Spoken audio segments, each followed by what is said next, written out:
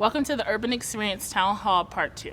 Ignite Your Flame, presented by Youth World Education Project.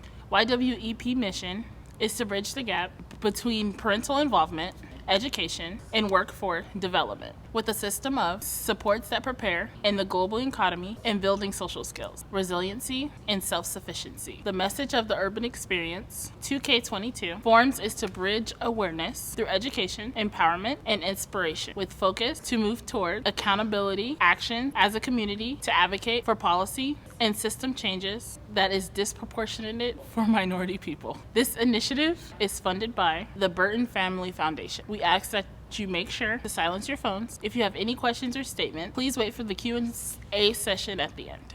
Today we will begin with a message from Dr. Vernette Joseph. He is internationally known as a motivational speaker, author, and serial entrepreneur. Hey, how's it going? I'm Dr. Vernette A. Joseph, the founder of Live to Produce, the founder of Productive Business Civility, a world-renowned day where we actually bless people from all around the world with productive principles.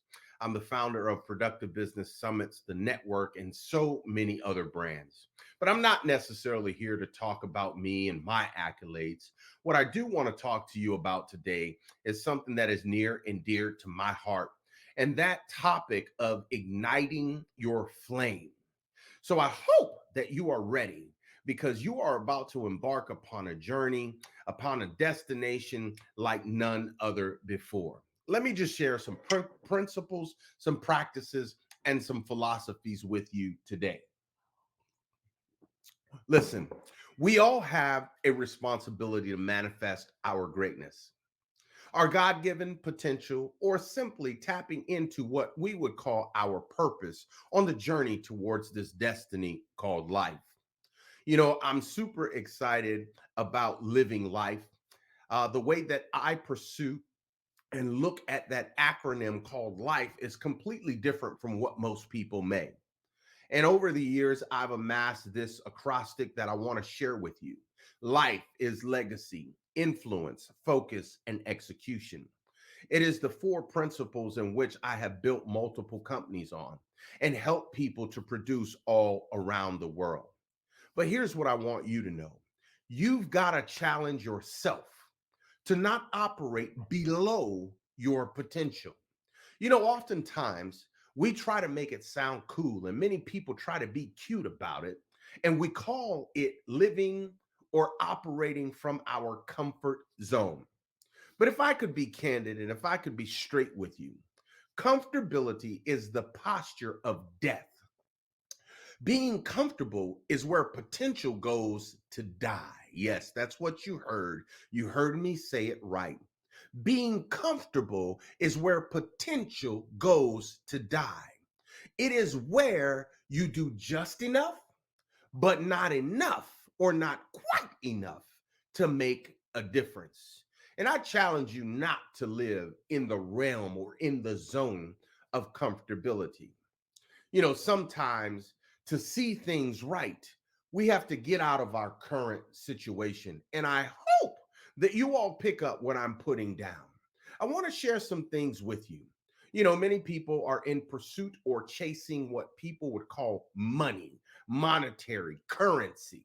But I'm here to share with you that money isn't everything. A lot of people are chasing what they would consider or call success. And I'm also here to share with you that success isn't everything. You have many people who are out there who are on the joy ride. And I'm here to share with you once again that joy isn't everything.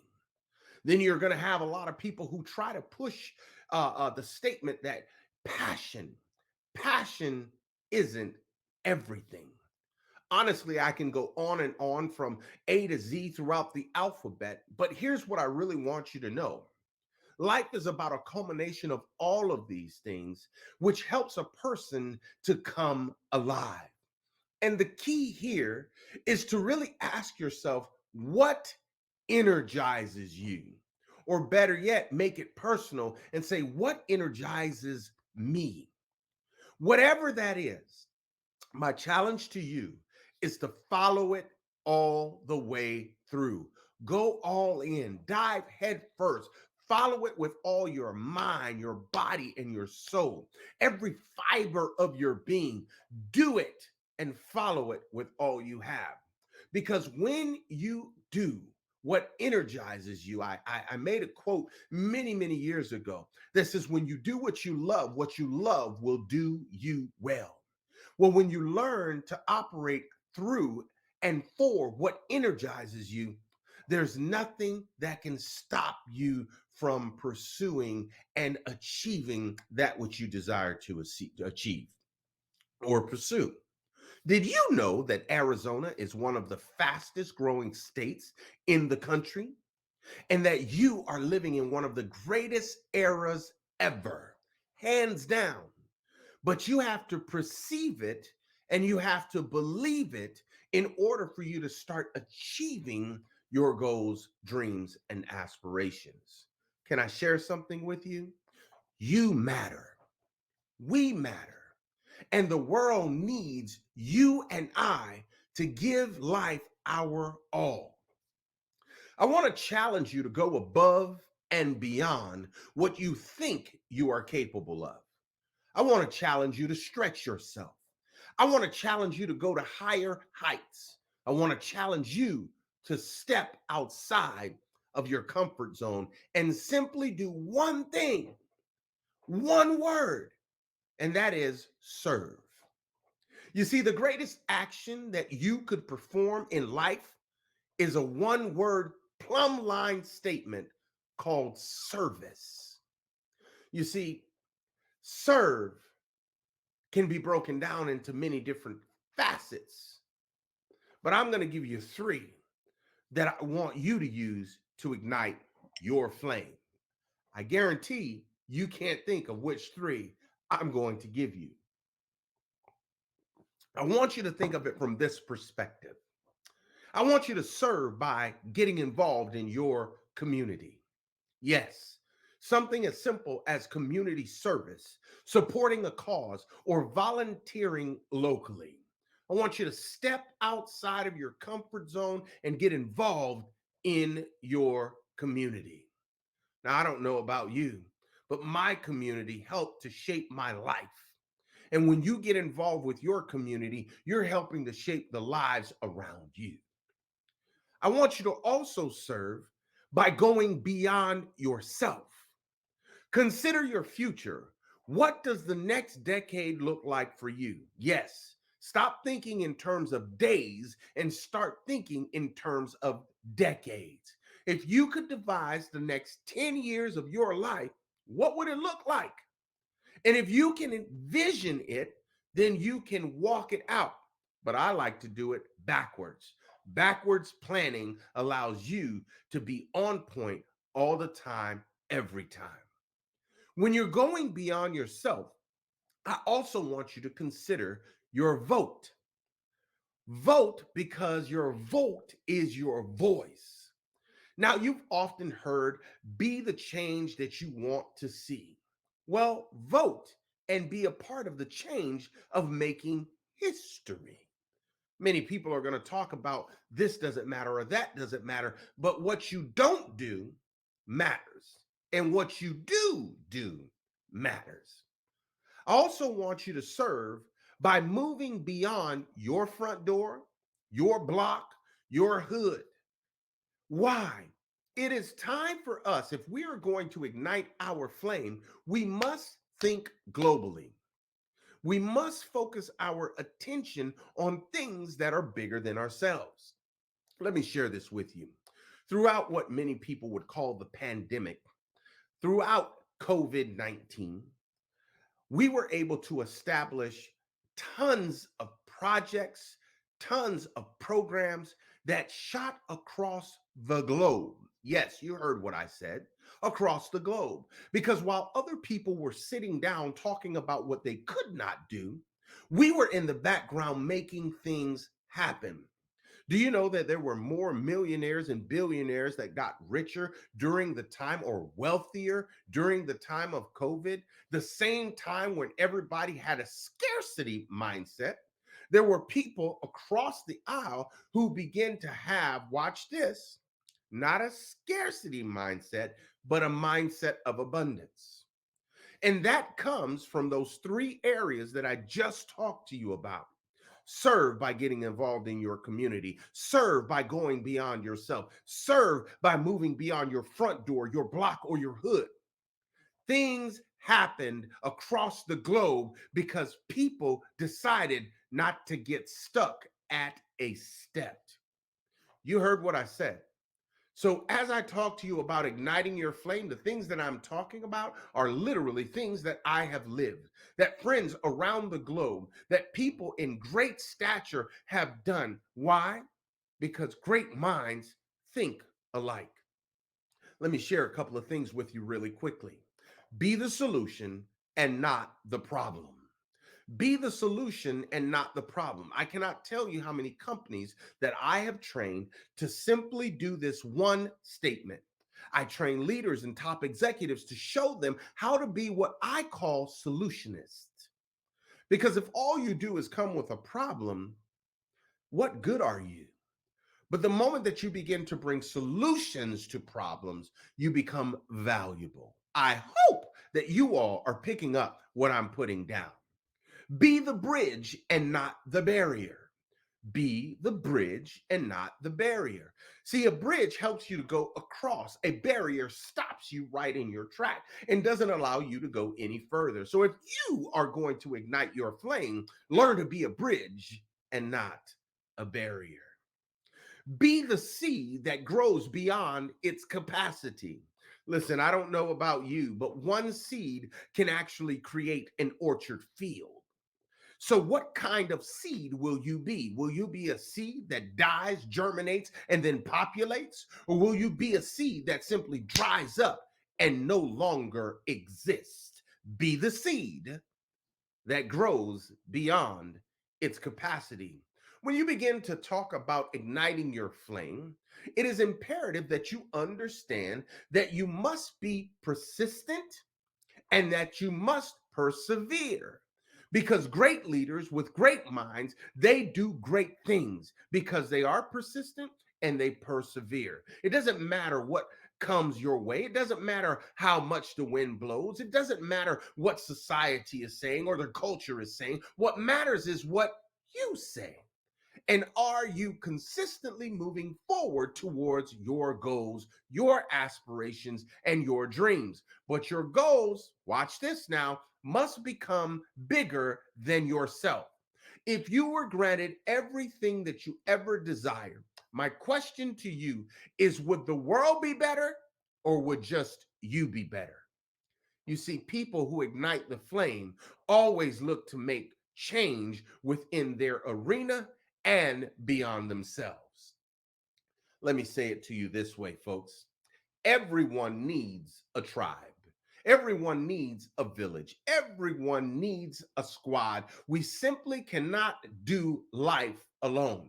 We are truly better together. But the moment that you realize that you are valuable to this earth, you will operate as if you are valuable. You know, if you want to have results or obtain the prize in life, you've got to do three things. Those three things are: you got to have a plan, you got to have a strategy, and you've got to be willing to execute. See, I like to say it this way with the three P's. When you have purpose with passion, then you can have progress. But you've got to have purpose with passion in order to have progress. Too many people are trying to go through life without going through the process, but they're expecting progress. I want to share with you today, if you're going to ignite your flame, what is your plan? Where is your strategy? And man, oh man, you better be ready to execute, because without execution, there can be no evidence and results. Let me share it with you this way. People who ignite the flame are people who are effective, people who are efficient, people who are engaging in passionate dialogue around issues, people who are willing to resolve conflict, and people who are striving for what they call excellence in every area of their life. What do you really want today? That's a rhetorical question, but I want you to say la and think about that. What do you want for tomorrow? Mm. And then what do you want your future to look like? Because here's what I know. It doesn't matter what happens today, tomorrow, or in the future if you don't know what you want. Because one thing is for sure, if you do nothing, you will get absolutely nothing. Again, I ask you, what does your perfect life look like right now? If you were able to graft it and script it and make it all happen, what does it look like right now? How does it look to you? Now, here are some areas that I challenge you to start to get a plan together in: physically, emotionally, relationally, timely, financially, professionally, spiritually. What do you want today, tomorrow, and your future to look like? Because when you begin to talk about igniting your flame, these are areas that you're going to have to consider. Now, as a world renowned author and speaker, I tell people all across the globe this statement, and I call it the double or triple D. And if I made it triple, I'd say don't dabble, dominate. If I wanted to make it just a double D, I would say dabble or dominate. You have to decide, are you going to play the game? Are you going to play the game? Are you going to play the game? Or are you going to be the game? Because if you're dabbling, you don't understand the rules. You don't know that you were created to win. You don't know that victory belongs to you. But when you come to dominate, that's when you got it, because you know the rules of the game, you're playing the game, and you're only playing to win. So I challenge you with the triple D or the double D, whichever one works for you. I know which one works best for me. Let me share it with you this way. You've heard this before. Success leaves clues. What kind of clues, my friends, are you leaving? You see, keep doing what you know to do and master your tools, your principles, and your philosophies. And if you do that, you will continuously leave clues for other people to see what is possible. Let me share this with you. I wrote a book many years ago called It's Possible. Many people don't know it's possible because they've never been through it, and they got to watch a person like you actually get it done. So, who are you going to be? What kind of life do you want to live? Make up your mind today, ignite your flame, and move forward. Let me share another nugget with you. You've got to learn to rid yourself of what I call the dangers of distraction. Stop looking at what everybody else is doing and ask yourself, what do you want to do?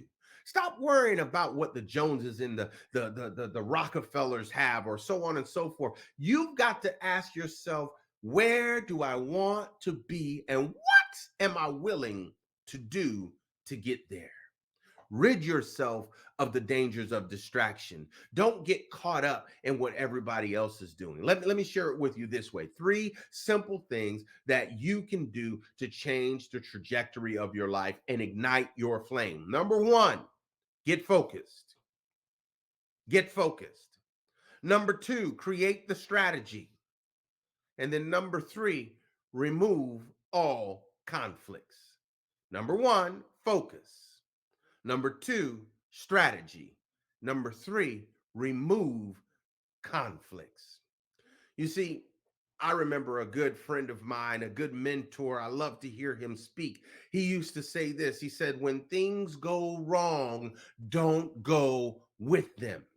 Better yet, I love the one when he goes on and he says, when life knocks you down, try to land on your back, because if you can look up, ooh, you can get up. And I know these things are true because I've walked it out, I've lived it out, I've seen it for myself. So going back to the 2 words, it's possible. If it's possible, then it should be for you. If it's possible, then you should pursue it. If it's possible, then you shouldn't stop until you obtain it. We can all do more, folks, but it takes us starting off by igniting our flame. A few more things I want to share with you before I get out of the way so that you can have a dynamic day today. And that is, learn that that which does not kill you only makes you stronger. It builds you up, it gives you stamina, and allows you to ignite your flame. A setback is simply a setup for a come up for your next level of success. So, what which does not kill you only makes you stronger. So don't walk around here with your head down talking about woe is me. Get up and go make it happen. You've got to learn to be willing to do today what others won't do. And then when they look at you 5 days from now, 10 days from now, 1 year from now, 5 years from now, they're wondering, how did you get where you are? And you say, one small step at a time with my head up, looking forward. You got to learn to program yourself to be unstoppable by igniting your flame. You've got to be one of those people who said that no matter what comes my way, today is my day. You got to be willing to have mentors, motivators, and models that are in your life. There are people who literally practice daily living in front of you that are really causing you to say, I want more. So, what do? You listen and you follow those people who are doing what you want to do at a greater level than you ever knew was possible.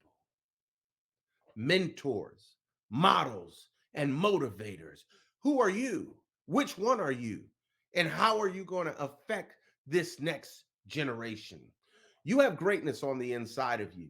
Your potential is great, but you've got to know it. You've got to learn how to be productive or be replaced. And igniting your flame is one of the things that truly pricks my heart, because the plumb line statement of being productive or being replaced is all about productivity. And productivity cannot happen. You cannot be effective or efficient if you don't have a flame on the inside of you. Do you expect to reach your goals? Do you expect to make the world a better place? Well, be prepared, my friend, when the opportunity knocks. Don't be found lacking, but be ready to seize the moment. Again, I say to you, you got to learn that life is meant to be lived in decades, not days. What will you do with this decade? What will you do with the time that you have here on earth? That is the question that I want to leave you with. And I want you to know, for those people out there, you have the right to perform your civic duty. You have the right to be involved in your community. You have the right, if you are a male, to experience fatherhood. I'm talking about being there for your children. Mothers, you have the right to experience motherhood and to share with your young adults, your teenage kids, your infants, to embrace their uniqueness.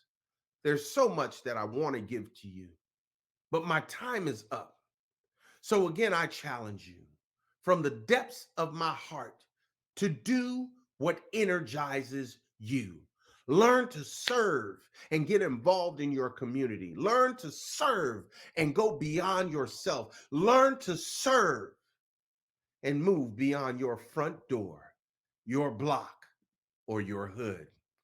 I'm Dr. Vernet A. Joseph, and it is a pleasure and an honor to serve you today. I hope that you have picked up some nuggets from this simple talk about igniting your flame.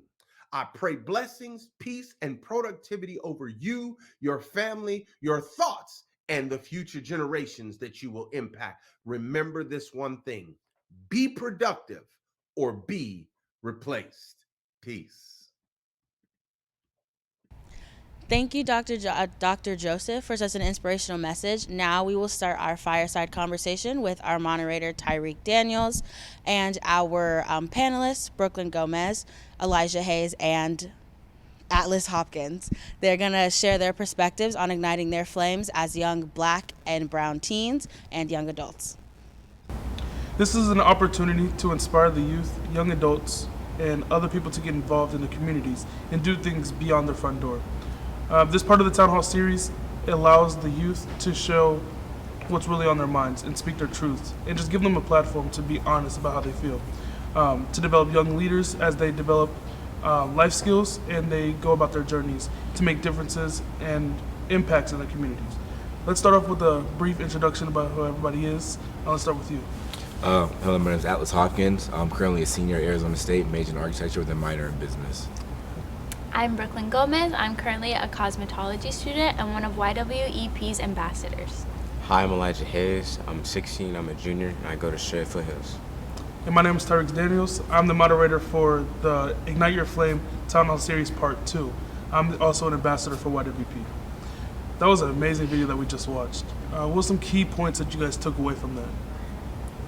I really took away the little nugget of just really getting yourself out there.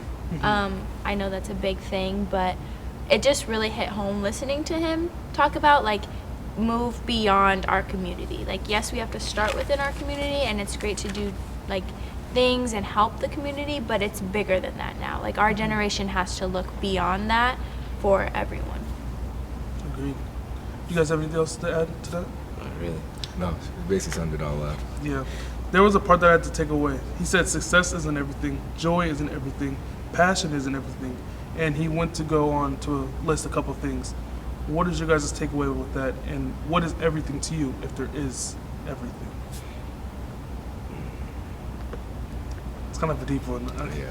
I would have to say for me, family is everything. Okay. My family has stuck behind me in everything that I've done. They've motivated me to be the best that I can be, and just we have a very loving environment within our family, and so to me that's everything.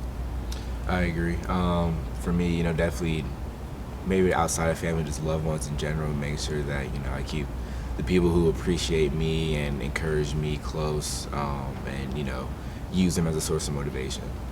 Absolutely. Kind of what Atlas said, just like family, keep them close, and yeah.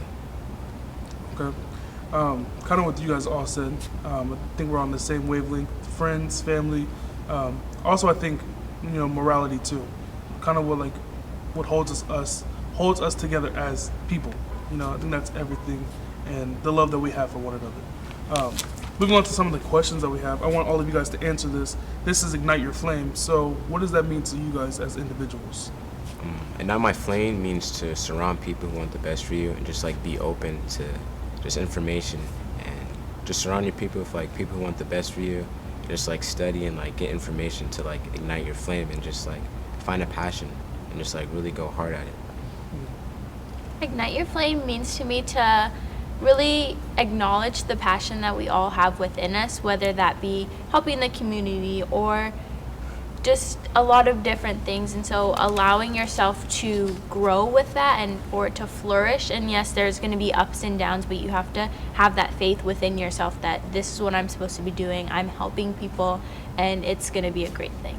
For me, Ignite Your Flame basically means to, find that ambition, and find something you're passionate about, and, put yourself in position and enable yourself in order to pursue that or, develop that skill or that mindset. Yes, I agree. Ignite is to kind of spark or to flare up and to kind of birth something, So Ignite Your Flame is kind of we all have the passions inside of us, and we just need somebody to just give us that spark, because we need somebody who can put the puzzle pieces together, who's already walking in that field. We have some questions that's going to dive more into that, but first, I want to go to Atlas. What is the biggest thing that sparked your effort for change? The biggest thing that sparked my effort for change, it was that more recent, more notably, all the civil unrest from the 2020 summer and fall era with the whole George Floyd situation, the Black Lives Matter movement. Just seeing constant, even outside of that, just prior to that, seeing constant forms of injustice and really not much being done about it, I kind of felt inclined to put matters into my own hands. And as a result, I started my own philanthropic initiative called Seed Philanthropy. It's the world's first all-black youth philanthropic group, and we work towards developing our community and supporting organizations that support the youth and people who look like us and come from the same experiences and environment as us. Okay, that's powerful. Brooklyn, what drives you to make a difference in the community, and why is it important to you? I feel like what drives me is my family, kind of going back to that. From a young age, my mom has always taught us to give back as best we can. We don't necessarily have a lot of money, but we've done things and been a part of organizations that have given back to people. And so I feel like that's what drives me to make a difference, because I know the feeling, like the warmth that you get when like you've helped somebody or you've given somebody something that they don't have. And so just that feeling and knowing that if I can create a better world or a better space for those who come after me that's the best. Okay, that's pretty powerful. Moving on to Eli, I have this question for you. Many of us have those moments when we lack motivation or who are ready to just throw in the towel. Do you recall a time when you were pursuing a goal or a passion and you almost gave up, but you found the motivation to keep moving forward? If so, could you share a couple experiences that you experienced? Yeah, it was with school. I was having a hard time getting into Westmed because like my grades weren't there. I really was like never good at school, like math and just like studying and like dying down and like really trying to like be better at school. But I just saw that like for order for me to like pursue my dream and get into Westmed, I have to like really buckle down. And I started taking action in like my homework and studying and like staying after school with my teachers and like really drilling down with the schoolwork. Okay. What was the outcome of that? All studying and getting with your teachers and stuff? It helped a lot. It made me realize that like I am smarter than what I really think I am, and I just really need to like put in like a little more effort than like everybody else does. Okay. Can I add something to that? I'm sorry. I feel like also sometimes we have to reevaluate how we're going about a situation. If you find that you're struggling to get past it, or you're, like you said, like with school, sometimes you have to like stop, think outside of the box. Okay, what is a different way that I can attack this problem? Yeah. What can I do this instead of this? Or even asking for help, I know is a big thing. Like I personally am very independent, and I had to learn to ask for help when I'm struggling. That's true. It's almost like a pride thing too. Mm-hmm. When I was in high school, I was not doing well my freshman, sophomore year. What I was doing in my form of studying wasn't really working, and I wasn't really big on asking for help at the time, but I saw my grades slipping, and I knew my parents' expectations were up here for me, so I had to change something. And I was also in the football team, and I was doing other clubs, and if you got a D and below, you get kicked out. So I had to just, tough it up, suck it up, and go in and ask for help, which seemed like a big thing because it seemed kind of embarrassing. But when you actually do, and you like go to those people who are there to help you, they're warm and their arms are open, and I did see the progress in my grades and stuff like that. So it's definitely power in kind of humbling yourself and asking for help. So moving on to Atlas, do you have any suggestions for someone who is struggling to find the motivation to keep pushing forward and seeking that kind of counseling? I would say my best advice, and one thing that I kind of try to practice, not try to, but one thing that I do practice is, if you can't find the motivation within yourself, whether it's through school or through work or, through sports or athletics, there's nothing wrong with reaching out. There's nothing wrong with finding motivation in others. It doesn't all have to be, in internalized conflict and journey for yourself.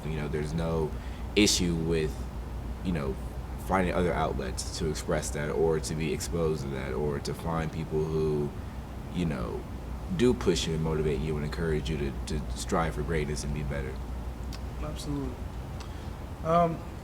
So this question for all of you guys then. It's often said that failure is life's best teacher.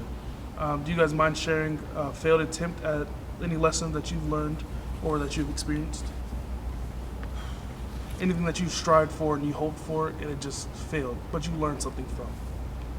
I would have to say, for a long time, so I dropped out of my first year of college, and I chose to go to cosmetology school. And so for other people, they would say like, oh, that's a fail. Like just because like cosmetology school isn't like a 4-year university, and it's like, to me, for a long time, I thought I was failing at life. Like, oh my goodness, what am I gonna do? Why am I choosing this over a traditional education? And I learned that sometimes it's okay to switch paths. And so it's not necessarily a fail or I threw my whole career away. It's just I chose what I was passionate about, whether that be something completely different or just slightly. And it's okay to shift, you know? And so sometimes people think, oh, I failed. But no, you didn't. You're choosing something for yourself. Absolutely. So I feel like that's mine. Okay, Eli, let's move on to you. How about you? Failure? Oof. A lot of failures. Is that a lot of failures? Yeah. I'm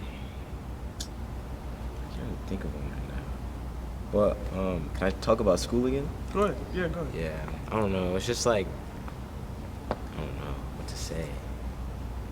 What could I say? Oh yeah, with school, I'm just terrible at school, and I failed a lot of times, like a lot of quizzes and everything, and I don't know what to say. You said you failed a lot of quizzes and Yeah. tests and stuff. What did you learn from that, from those failed tests and stuff? Because obviously you would get a bad grade for that. So what did you kind of take away? It's kind of like what you said, that like what I was doing, or like what I was studying, or like how I thought I was studying, like wasn't working out. Yeah. Okay. Me personally, you know, I'm under the philosophy that I fail every day, no matter how big or small. You know, I never have a perfect day. There's always something I forget to do, or I do something wrong, or, you know, I went about something the wrong way. And the biggest step is acknowledging that and understanding that, and also being okay with that, and understanding that, you know, I'm human. I'm also young, so I'm not gonna have everything figured out. And, you know, especially with as much stuff as I have on my plate, there's bound to be shortcomings here and there. And so as long as I, you know, acknowledge that and I'm aware of that, you know, that enables me to move forward and try to improve, you know, the next day. I like that, because in your mind you can always like stay kind of humbled, and like even though you have this big success, you're like, okay, what can we do better? Yeah. What can we do next time to improve? You know, that's actually really powerful. Can I say something to Yeah, go that? That's very, like, I love that. And it's also like we have to remember to do that with like the little wins in our day. Like, you may not have had the best day ever, but it's just like the little things, like smiling at somebody because, you know, like, okay, you may not be having the best day, but you don't want to put that onto somebody else, you know? So like remembering like, okay, I got a discount on my Starbucks drink because I had points. Like, it's the little wins. Okay. So this is for you, Brooklyn.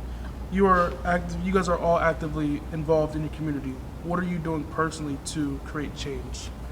Personally, I've kind of shifted a little bit from, in high school, I had an organization that empowered young women.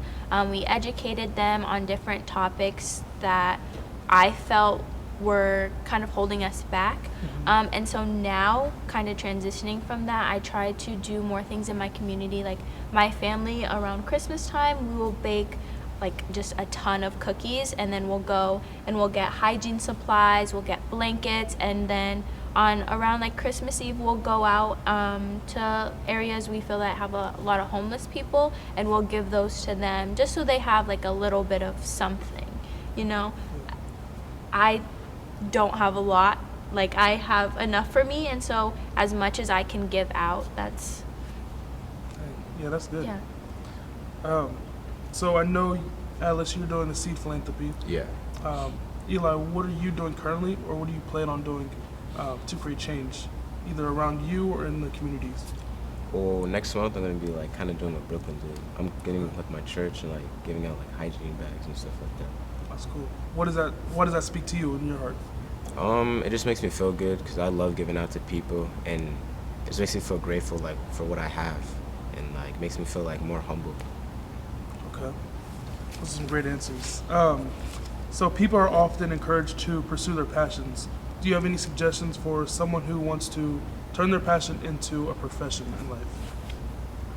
That's for that's for you too. Me, for like your passion, you really love it, but like it may not like work out as fast. So I feel like you gotta find people who like have the same passion as you and like get with them and to like see how they made their passion work and like I don't know. But like yeah, I just feel you have to get more information about your passion and then like stick to people who have the same passion as you and just really like grind for it. I feel like, and then like slowly but surely it'll like come along. Okay. I like the word grind because everybody has their own like unique differences and understanding of it. What is that grind to you? Just like really work at it. Just like you like wake up and you just like have it on your mind. Just like replaying it. Like what can I do better and like how can I get better at it? Mm-hmm. What about you guys? I think more so in terms of turning your passion into a profession. There are some things that you can go to school for, you can learn about, but in a less traditional route. So like nowadays social media is pretty big, like influencers and all of that, and like kind of things similar to that. The biggest thing is figuring out a way to where what you have, what you're passionate about, people will take interest in, and also take enough interest into wanting to pay for that service or pay for that. So I think the biggest thing is figuring out a way to innovate it, make it different and unique to you, and make it a service that people actually care about and are willing to spend money on or spend time on. True. For me, going into the cosmetology field, I feel like you have to do something that makes you happy. Yeah. Because if say I were to go into like corporate world and sit at a desk all day, I know that's not going to make me happy, so it's going to be a chore to get up every day to go to work, and I don't want that. I want something that I can go and I'm happy about and it doesn't feel like a job to me.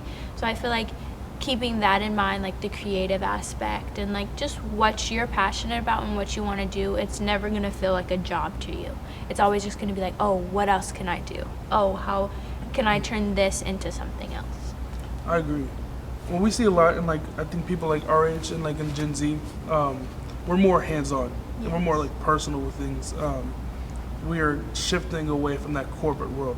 There's some people who still have that passion for business and things like that, but we see a lot of people who want to just like do more experiencing things, more adventurous things. So moving on to kind of that field, on a personal level, who has been your guys' greatest influences in life? I know we have like social media influencers, people like on TikTok and Instagram and stuff like that, who we call influencers. But who are your guys' people who speak to your heart? Definitely my mom and dad. Okay. Definitely them. They just like guide me in like every single they just guide me and like they support like everything I do. Like they fund it, they like give me advice on it, and they're just always there for me.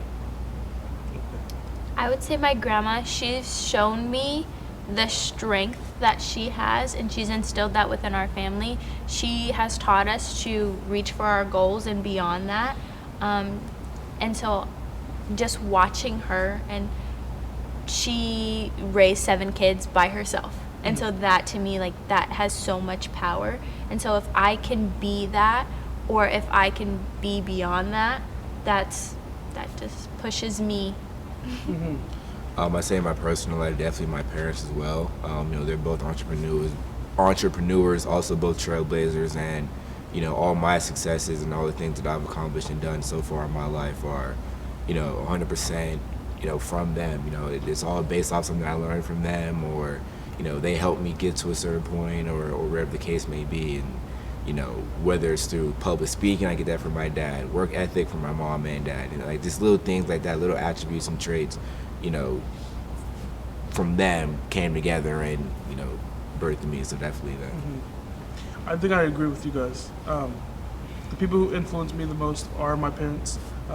They're the ones who give us the rules of life, the early understandings of I said before, morality and things like that, how to be a person in this world. And like you said, Atlas, they showed me a strong work ethic. We didn't come from much either. My mom was working 2 jobs, dad working 2 jobs.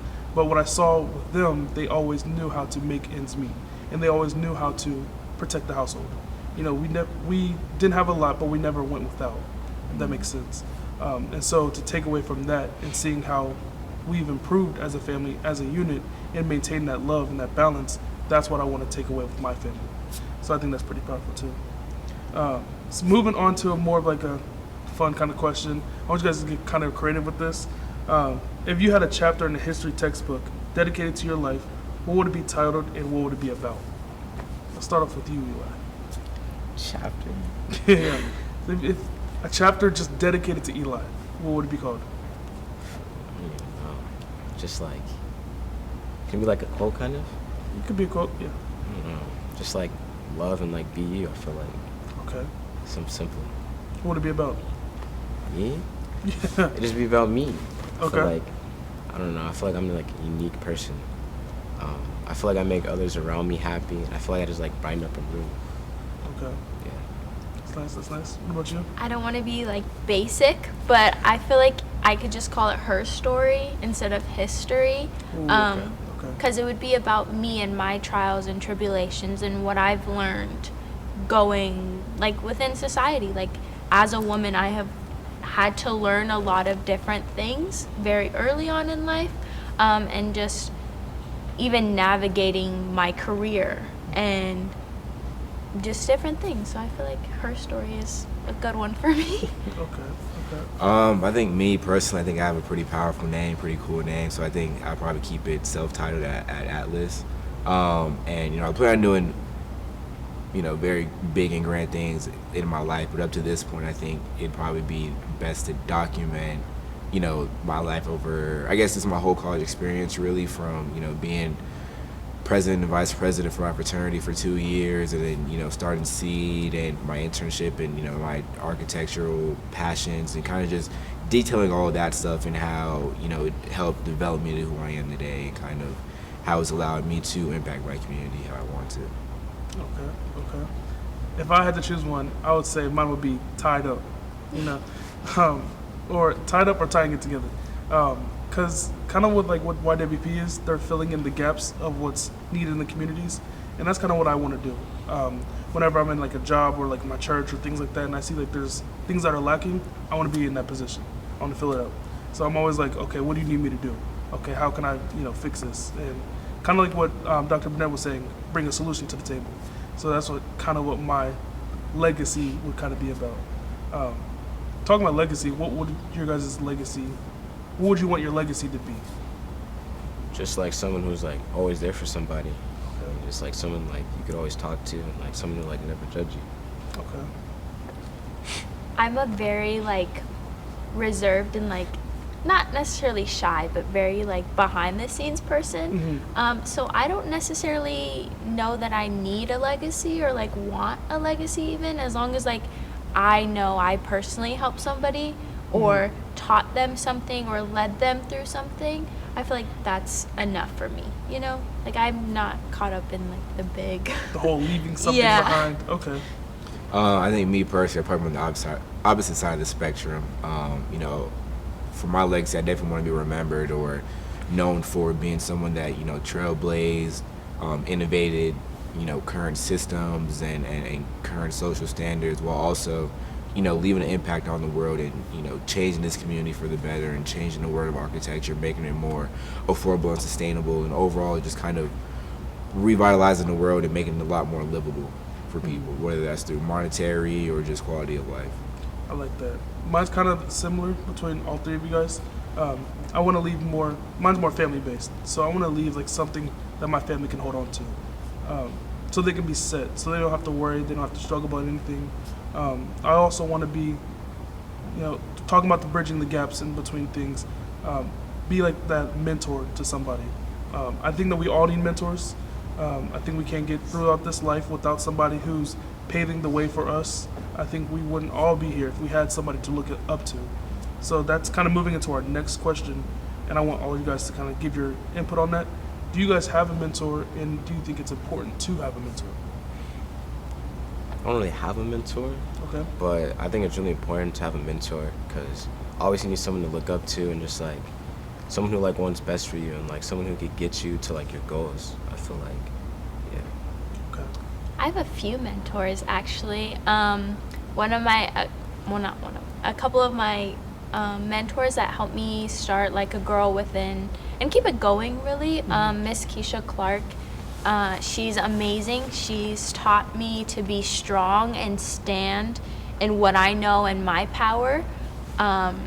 She's amazing. I've learned a lot from her. Miss T, she's taught me so many things within YWEP. They've taught me how to really find my voice and be comfortable in it. And that's what I really search for in a mentor, is somebody who's gonna push me to be the best that I can. Whether I see it now or in the moment or not, that's really what I have mentors, mainly my parents, just in the life aspect. I have a mentor for my, philanthropic side, and I have one for my architectural and professional side as well. And I find it very important because, I think in any successful person, it's important that they at least know and understand that they're always a student. Like I said, so relating back to the failures question, I see failures as learning lessons, and as someone that fails every day, I learn every day. And so it's important to have those teachers, and it's important to have those teachers in different fields and aspects of life that you have interest in, because, that person that you're being a mentee of, they've already went through it to a certain extent. They've already experienced all the highs and lows to a certain extent. And so, it can save you a whole lot more time, reaching out to them, asking you for advice, with them helping you out, giving you the platform, putting you in the right room that you need to be in, opposed to you having to do it all yourself. That's true. I definitely agree. I think, like I said before, we can't really move forward in this life without, having somebody to pave that way. But we also have to be like good listeners too. We can't just think that we know everything, we're not gonna move. My mentors are also Miss T. She's with us, put this whole thing together. I think she's definitely helped me develop my voice and the understanding that I can just speak my truth freely without the worry of, anybody censoring my thoughts or trying to control how I speak or what I speak. An example of that is I've been promoted to manager at my job at Amazon, and in my interview they wanted you to speak a certain way. They wanted you to speak like this professional way and this structure your words to kind of sound more corporate, but the way that they had me speaking wasn't normal, wasn't my way. And so I decided to speak my truth and use what I learned here to kind of push me into that. So long story short, I got the job, and the kind of key takeaway of that is just be natural, just be you. Of course, do what your job is asking you to do, but don't forget yourself. So that's everything. So moving on to the next question more about the mentors. Did you start with your mentors, or did you get a mentor along your way in your journeys? I feel like for me, I kind of found them along the way. Okay. I knew that I had this vision of what I wanted to create, and I knew that it was time and it needed to happen. So I did go through a couple mentors before I found the one that really helped me, and we were able to grow together, and that's okay. I often like to say, it's okay if the first doesn't work out. Yeah. People are gonna teach you something, and that's okay if that's not your person, and so that's what I like to. So me personally, I guess kind of a mix of both, but I think I'm more leaning towards the side of they were with me from the start and have helped me along the way. I'm a kind of person who knows what he wants to do or knows what I want to do, and has plans, and it's just a matter of being able to execute it, fully flesh it out and really establishing the possibilities of it, and all that can be done individually, but it's a lot better when it's a team of people doing it and collaborating together, and when that team is a bunch of people who are older than you, who've seen it all so far to a certain extent within their lives within that field. This is a lot more beneficial. This next question I have for you guys, I actually wanted to go to Eli. What is one of the biggest challenges you face as an individual, and how does today's society play a part in that? One of the biggest challenges I face is just being myself and bettering myself. I feel or starting to how do I say this? Just trying to make trying to like correct my faults or like just trying to like be better at the things I'm not good at, if that makes sense. Yeah. Yeah. Okay. And as a part of the older half of Gen Z, do you guys find yourselves placing stereotypes to the younger part of Gen Z because you're closer to millennials than you are to them? And what can we do to push past these natural biases? I want this to go to Brooklyn and Alice first. So I recently turned 20. I feel very old. I do kind of find myself saying like, oh my goodness, these kids are so bad nowadays. Yeah. When it's like, they just haven't been guided how I was guided. They don't necessarily, like from a young age, I was taught specific things. Like my mom was very strict with us, which I love. Well, I didn't love back then, but I see the benefit of it now. So when I'm out, I'm like, oh my goodness, like I would never have acted like that. Yeah. But I don't necessarily know the situation or if they have been guided like that. So I feel like I'm definitely like my grandparents when I say that, because it's just like that's such an old person thing to say. Oh, can you repeat the question again? Just so I can answer it properly. As part of the older half of Gen Z, do you find yourself placing stereotypes to the younger part of Gen Z? As far as placing stereotypes, a little bit, but not to the point where they're damaging or to where it leads me to preconceived notions. Like I refer to them as TikTok kids, but you know they are TikTok kids. They all came from TikTok, all the little trends and all that. But that's really about it. I just see them as kids. You know, if I was growing up in today's age at like 13 or 14 or 15, I more than likely would be acting the same way and doing the same things. It's just all a matter of, you know, how the current world is and the current state of the world and you know, yeah, just, you know, societal norms and everything change and alter every 2-3 years, and so it's especially with how fast and progressive our world is, there's a lot more to be exposed to, a lot more things that one can see, you know, even just on their phone through a quick Google search. So yeah. That's I so like true. to call them iPad kids, because now anytime like you go out to eat or anywhere, there's always just these kids with like iPads. Yeah. And it's like I remember going to restaurants and like loving the little coloring thing. Like that's Yeah. what we would do, but now you just see them all on the iPads. And It's not enough for just the crowns and Right. stuff. That's true. And to bounce on what you're saying about social media and how it's changed, we can get news updates every second, where opposed to the older generation, it was, you know, hours and days and stuff like that. So as a whole, I think that's really affected Gen Z. And so moving on to you, as a part of the younger end of Gen Z, do you find yourself having a hard time being heard by those older generations? Yeah, most definitely. Because like every time like I talk to like an older person, they're like, "Oh, you're young. You don't know what you're talking about." And I don't know. I just feel like I should be heard, but like at the same time, I don't have enough information, or like I haven't been here long enough to like know what I'm talking about. But yeah, It's kind of damaging to your voice. yeah. Yeah, I feel that.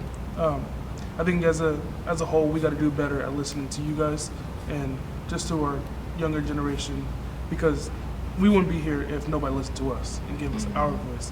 So I think we have to also pass down that torch.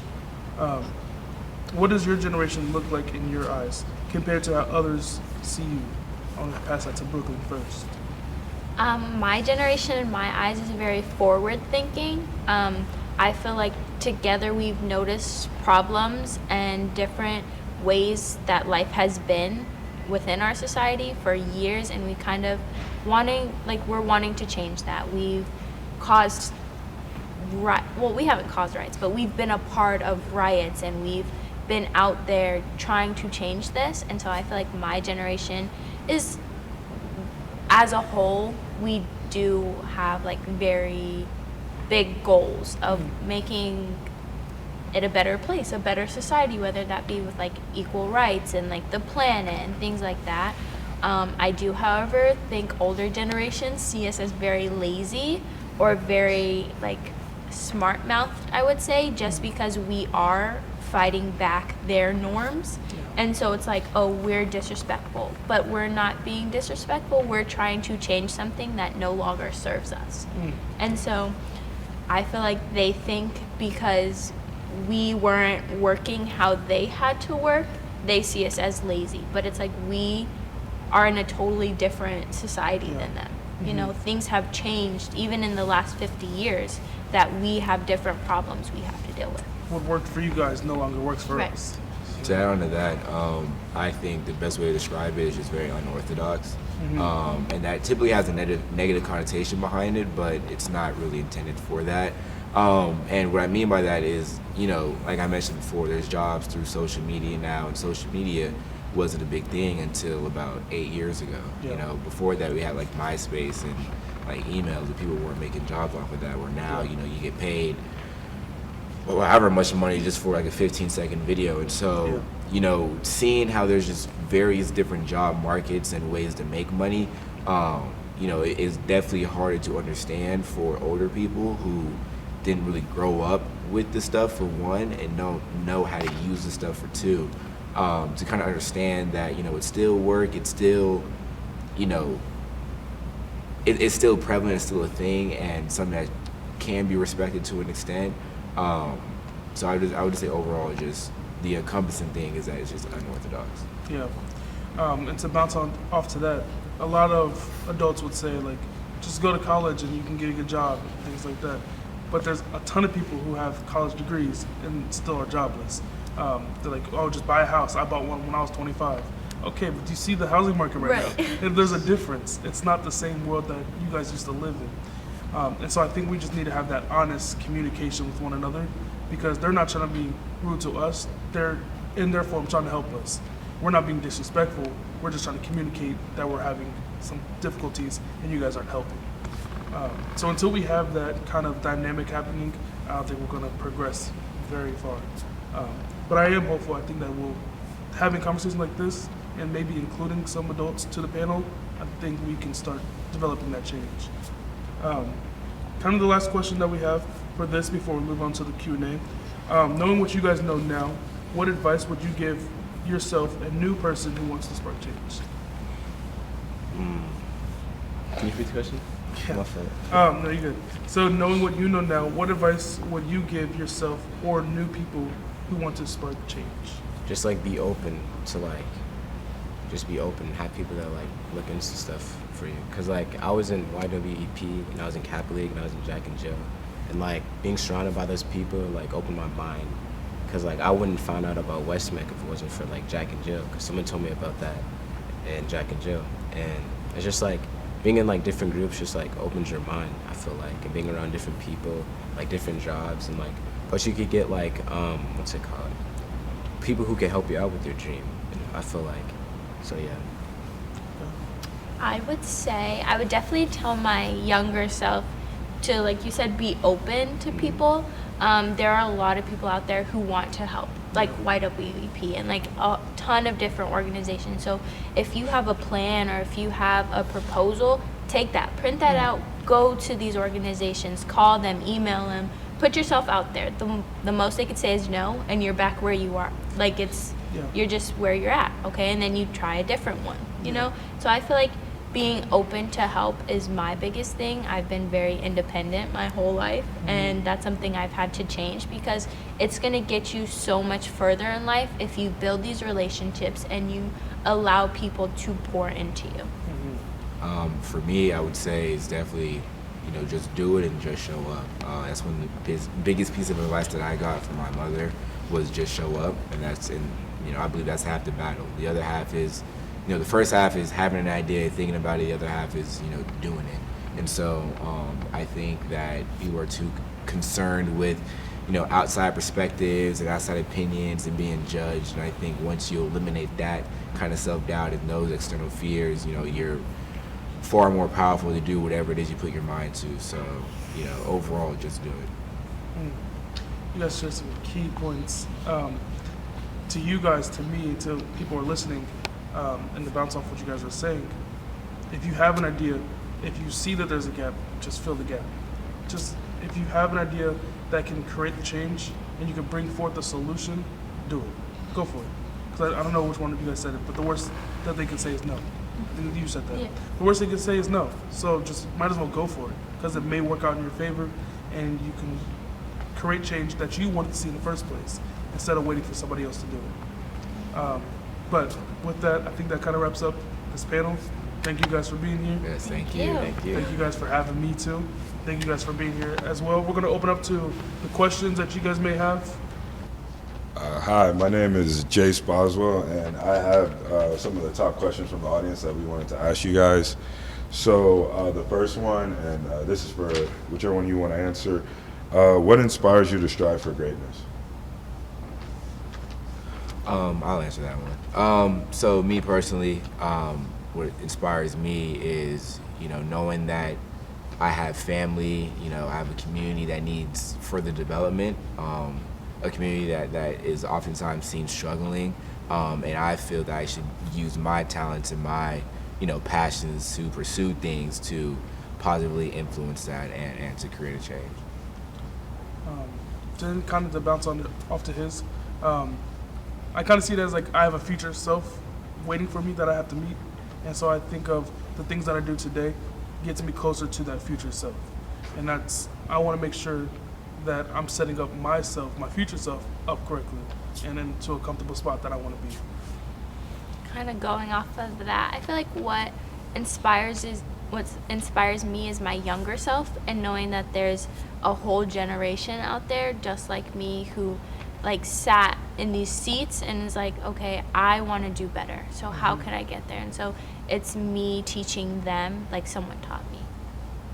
What inspires me is I'm like looking in the future. I just want to live like a nice lifestyle, kind of like how my parents are, like nice house, nice community, like nice cars. So like that's what makes me strive for greatness.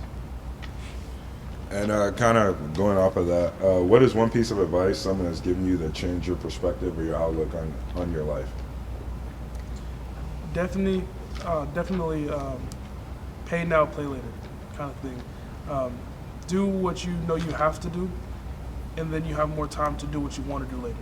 But at least you know that you got your priorities and your responsibilities out of the way, and so there's more fun for the pleasure and leisure time. I heard this one recently actually, and it kind of stuck with me, is people don't care how much you know until they know how much you care. And so you can be talking to someone, and if they don't feel like you genuinely care about their well-being or are putting something out there, they really don't care.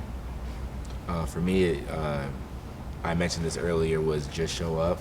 As simple and plain as it is, just show up. Because, I may have a job interview and I'm competing with someone else. That other person may not show up to the interview, but, I show up and I get the job on the spot just because, I showed up. Things like that, even outside of the job aspect, just showing up. I feel like that also goes up, like, just show up for yourself. Like, if you're not doing anything for anybody else, do it for yourself. Because I feel like that's the biggest thing. I don't have one. Another question. What advice would you give to that young person who may be struggling to find a positive role model to inspire them? I say just be open. Be open because you never know who it's going to be. You never know who's going to offer you that little nugget that you carry with you and turn into something great. So I feel like just be open to different people and possibilities. Yeah, and just keep searching it out. They're out there. The people, the positive role models and your mentors, they're out there waiting for you. I think you just got to keep on searching out the right passions that you're truly invested in, and then soon enough you'll find that one for you. And another question. Why is it important for your voices to be heard? I think it's important for everyone's voice to be heard. We're all humans, we're all equal, we're all on the same, level playing field, and so no one should feel that their voice or opinion is more important than the next person, no matter who they are, where they come from, how much money they have, or what have they done in their life.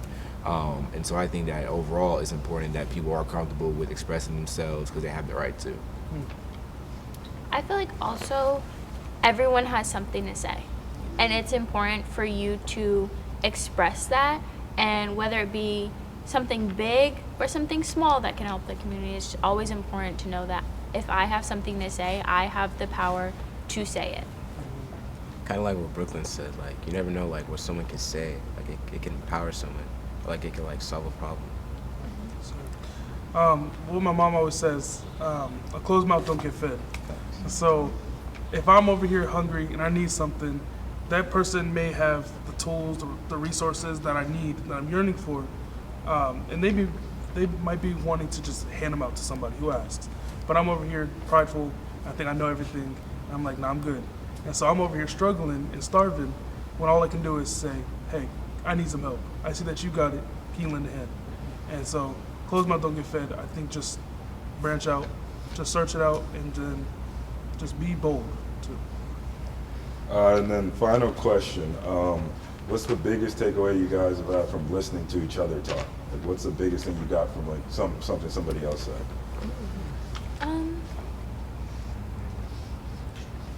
What Brooklyn said, the worst they can say is no. Kind of just go off from one point. Just try it out. If you have a thought, you have an idea, just present it. You know, let your voice be heard. The worst they can say is no. Mine is probably what Atlas says, is that he fails every day, because I know, like, I in the past have woke up and like, okay, I have to be perfect today, I have this to do, I have that to do, but it's like nobody's ever gonna always be perfect. And so having that mindset, like, okay, I am gonna fail today, I'm gonna forget to do something, or I may not do this the right way, but that's okay, because I don't always have to be perfect. I think for me, just overall, the panel, you know, we're all part of the same generation, but, you know, we're all from different, I guess, aspects or like demographics of that. Like, he's in high school, she does the cosmetology route, and I'm an architecture major. We're all just very diverse within, you know, our own fields and professions and passions. What Ty said, like, closed mouths don't get fed. Like, you have to like put your ego down to like ask for help. Well, that's all the questions that we have from the audience. I just want to say thank you to you guys. Thank you. Thank you. How can you take action now? Find what ignites your flame and speak your truth. Get involved with organizations in your community and register for the Urban Experience 2K22 conference. The conference is a day of fun, food, giveaways, and free workshops that is open to the public. Join us Saturday, December 10th at Phoenix College. Thank you.